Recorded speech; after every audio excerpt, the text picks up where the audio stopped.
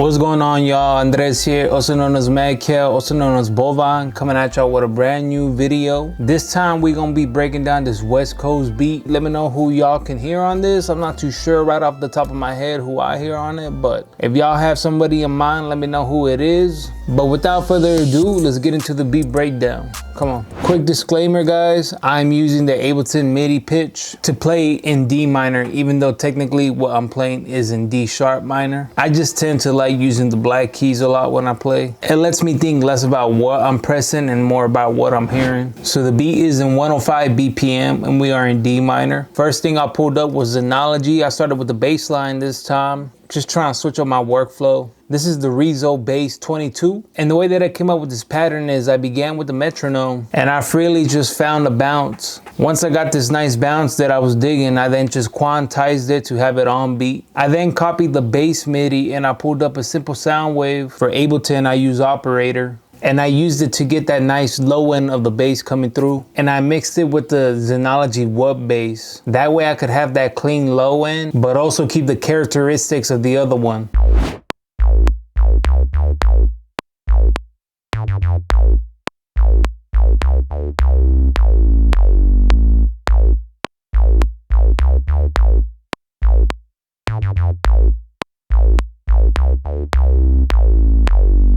Next up, I pulled up Keyscape. I used the MK80 Rhodes. I am doing a repeating chord pattern. The best way I could describe this progression is as follows. The progression, no pun intended, progresses. We have minor differences. As you can see, I raised the C sharp or C in the actual scale to a D sharp or D in the actual scale, which gives it a bit of resolve. Then the progression repeats itself, but this time I'm giving it more of a like uprising feel as the tension appears and our minds are waiting for that resolve. I also made sure to have my hand played and velocity, which after I went in and I quantized the beginning of the chorus just a tad.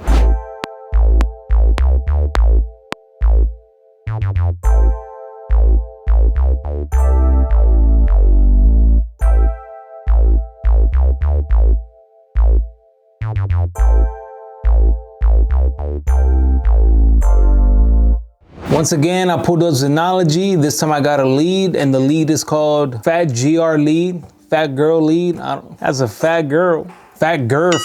Oh no, we're gonna go with Fat Girl. I ain't calling it Fat Girth. All right.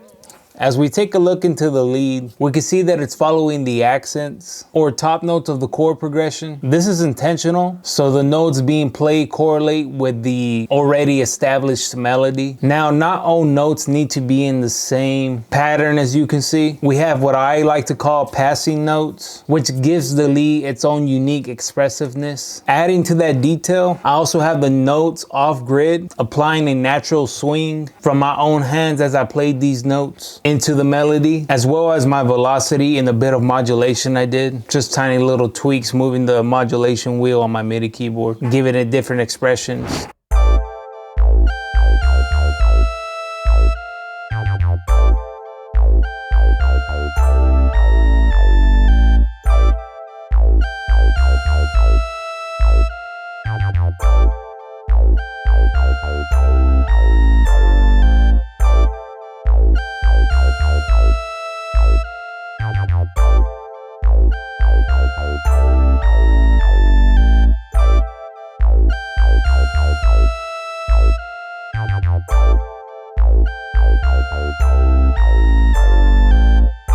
Once again, we pull up Xenology. Now this is like a counter lead. This is called the Tria Bells. And I went with this descending approach. Nothing fancy about this at all, just staying in key and just adding more texture for the most part. Once again, hand played, so the timing and velocity vary throughout the melody.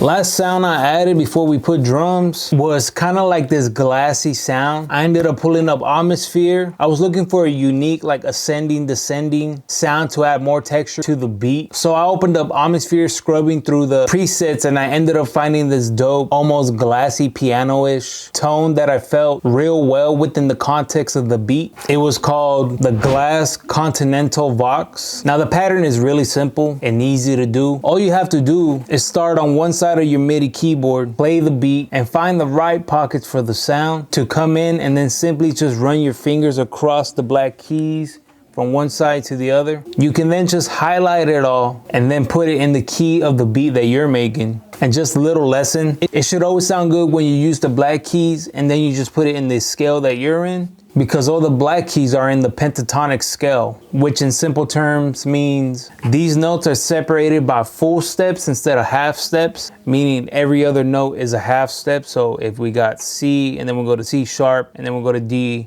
from C to D, that is one full step. Now, C to C sharp, that is half a step. And when you do full steps, it keeps away that dissonance, like that tension, clashing, and instead it feels more consonants or pleasing, harmonizing. You know, like for a good example for this would be like jazz music has a lot of dissonance. They be playing like some notes out of key, but that's what gives it that jazz soul feel, you know? Still sort of that real tension. Chords, that's like the dissonance of it. In simple terms, I know there's probably someone that can write a 3-page paragraph about how it actually is or works, but you know, simplest way that I can understand and can tell you is the way that the black keys are separated on the piano. They're all separated by full steps, so it always has like that pretty melodic sound. Yeah, so if you didn't know, now you do. So when you run your hand across those, it's always going to sound pretty whether you go up or you go down.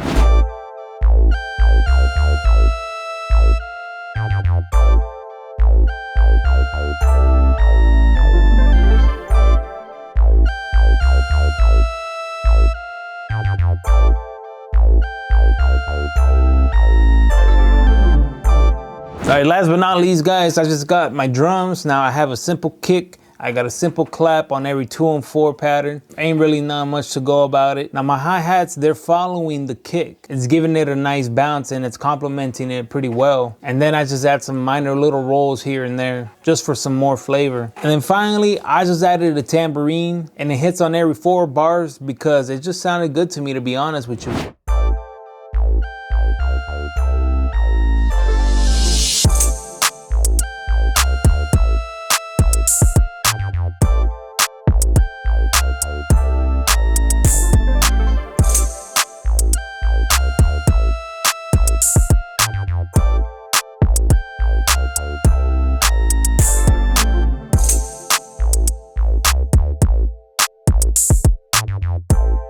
And that's the full beat. Thank you guys for watching this week's episode. I really do appreciate your time and the comments, positive or negative. At the end of the day, it's all about community. So if you did enjoy this video and you made it this far, go ahead and leave a comment down below saying Bloodline, so I know you guys are part of the Bovine Bloodline. And if y'all missed last week's upload, I just uploaded a song that I dropped for my upcoming project called Consternation. The song is called Fix My Glitches. I really love this song.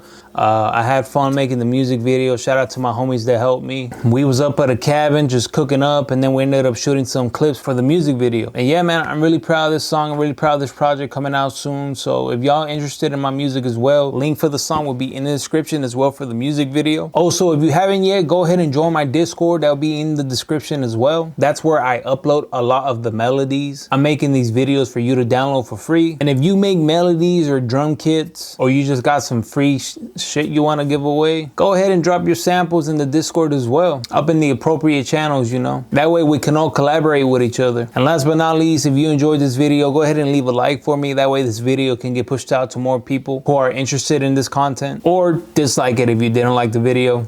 Either way, I appreciate the time. This has been Andres Madcal Bovine, and I'll catch y'all next week. Let's give this beat a listen now. Peace.